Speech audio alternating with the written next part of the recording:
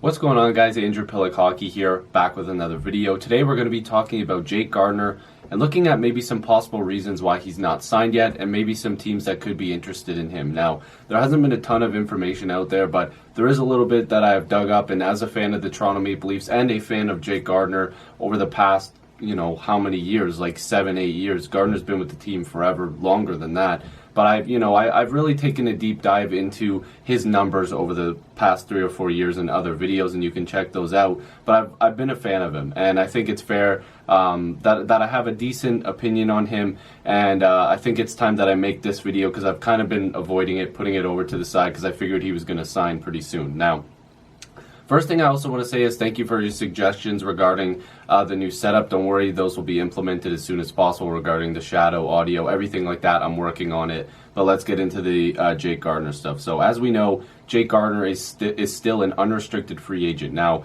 this is, kind of confusing a lot of people. Just some, regular statistics on Jake Gardiner. 6'2", 203 pounds, left-handed shot defenseman, still a very serviceable defenseman, very, very good. I think a lot of people look at some big moments that he's had negative, and, they don't really look at the positive. Because before I start this video, I know a lot of people what they're already saying. Gardiner gives the puck away, which if you look at any offensive defenseman, they give away the puck quite a lot, because when you have the puck on your stick a lot, you're probably going to either give it away or do something good with it. It's really a 50-50 thing. But Jake Gardiner's made a lot of mistakes. Let's be real here. He has. But, if you focus on the negative stuff, you're never really going to see the positives. And Jake Gardiner has been a positive on the Toronto Maple Leafs for years now. He's carried the Toronto Maple Leafs defense before Morgan Riley was here. I think a lot of people also forget the fact that Jake Gardiner's played with some pretty awful defensive partners. And to be honest with you, until him, getting some minutes with Morgan Riley and even Jake Muzzin, he hasn't really had any sort of good defensive partner, ever. So you can't really always blame Jake Gardiner, a guy who's an offensive style defenseman. This guy's never been some sort of big shot blocking, heavy hitting defenseman. He's an offensive defenseman, and I find it hilarious that every single game we can give a pass to a guy like Morgan Riley, who is absolutely amazing offensively. I have his picture right here. I'm a huge fan of Morgan Riley. I have a jersey, everything. I love the whole team. But we can't give a pass to one offensive defenseman who makes defensive mistakes and then just be like, what the hell's wrong with Jake Gardiner? Because if you look at the numbers, and I've said this a million times, Jake Gardiner's all-around numbers are similar, if not better, than Morgan Riley's in the defensive zone. And people, you can make out what you want out of that. I'm not the one making this up. It's stats. I don't make fake numbers. It's all over the place. You can check it out. If you just type Jake Gardiner in on Twitter, there's a ton of stuff, a lot of charts from very smart people. So make sure to go and check it out. But I really do believe Jake Gardiner should be getting a shot with a team, and it could come soon. Now, I know a lot of Leaf fans watch this channel, and there are a lot of guys who watch this and girls who watch this channel that love Jake Gardiner, and there's a lot that hate him. But signing Jake Gardiner only makes the Leafs a better team, but they don't have the money for him. Jake Gardiner's probably going to be looking for a 1 or 2 year deal if it's a prove yourself kind of contract for, his back injury, because that could be a huge problem. And that might be the big problem why he's not signing. But there's been some different takes. I, for one, don't think it's his back. I think Gardiner's trying to wait out to see what certain teams do. There's been a lot of rumors that Gardiner's waiting to see what happens with Mitch Marner, but all signs are pointing that the Leafs and Marner are going to take this through the entire summer and eventually get a deal done, and I'm sure Jake Gardiner's not going to wait around for that. The only way he comes back anyways is if they trade a guy like Cody Ceci, which I'm not sure the Leafs are willing to do at this point. They want to keep a right-handed shot defenseman there, which if I was the Leafs, I wouldn't have even kept Ceci to begin with and offered Jake Gardiner a shorter-term contract, but that's just me. There's also some rumors out here. James Account for Hockey on Twitter, he always posts radio hits and cool stuff like that. Michael Russo also said on the Russo Sohan show, never heard of it, so no disrespect if I said a name wrong, that Jake Gardiner has a somewhat long-term handshake deal in place with a team that has to move out a high-priced defenseman to make his cap fit hit. So if any team dumps big money on their blue line, they're probably signing Gardiner. Now, I don't know if I really buy this because this is a huge what if. Because if these deals don't work out for other teams, they're just going to be like, well, sorry, guards, like, we can't sign you. Like, I don't think Gardiner wants to commit to something like that. I think there's a lot of teams out there that are willing to sign him right now at this price point, probably for a short-term deal. I don't know if there's a lot of teams willing to give Jake Gardiner a long-term contract because of the back problems. I don't think it has anything to do with his on-ice play because, yes, like I said, Jake Gardiner has made plenty of mistakes.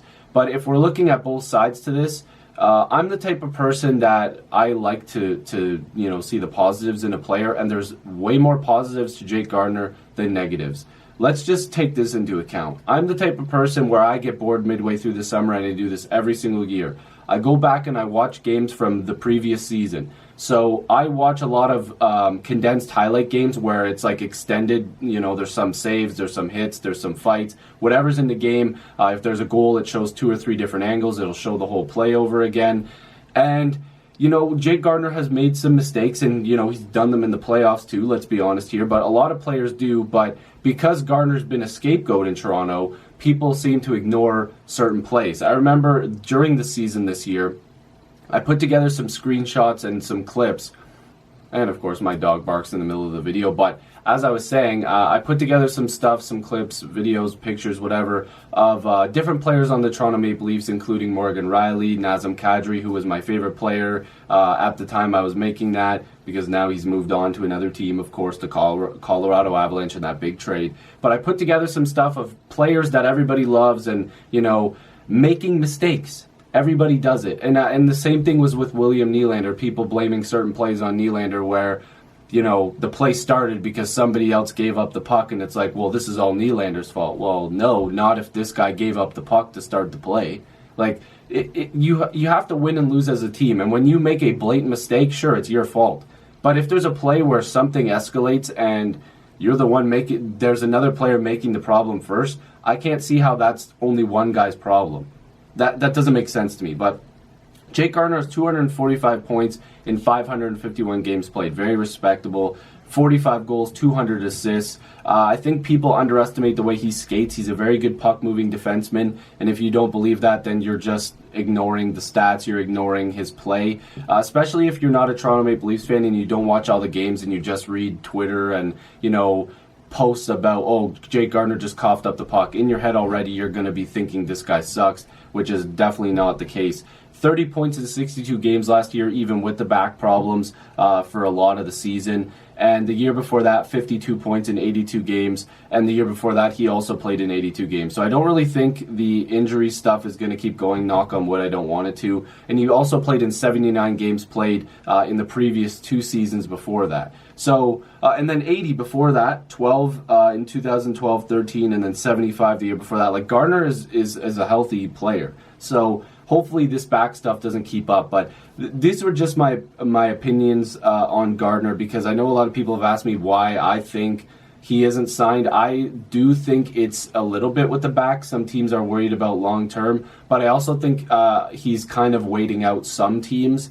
I'm wondering if he's waiting on Minnesota to make a move. I know that they just obviously let go of Fenton, so maybe there's something there that he's waiting until the new GM comes into place, or maybe there's a deal with an interim GM that will bring on Gardiner. They might have to move out some cap.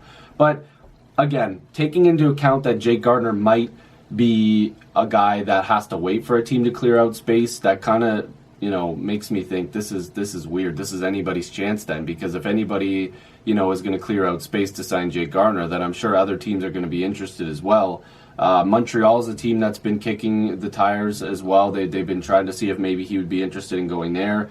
I only think a return to Toronto is possible if Marner signs to a shorter-term bridge deal, because then the cap hit goes lower, and maybe if they trade Cody Ceci on top of that, then you bring in Jake Gardiner. But other than that, I don't really see how it's going to work out. And these are just my opinions. I mean, I'm just giving you guys my opinion on how I think I've seen him play, over the last, whatever years he's been with Toronto. He's been with the team since the 2011-12 season, as far as I can see back here on NHL.com.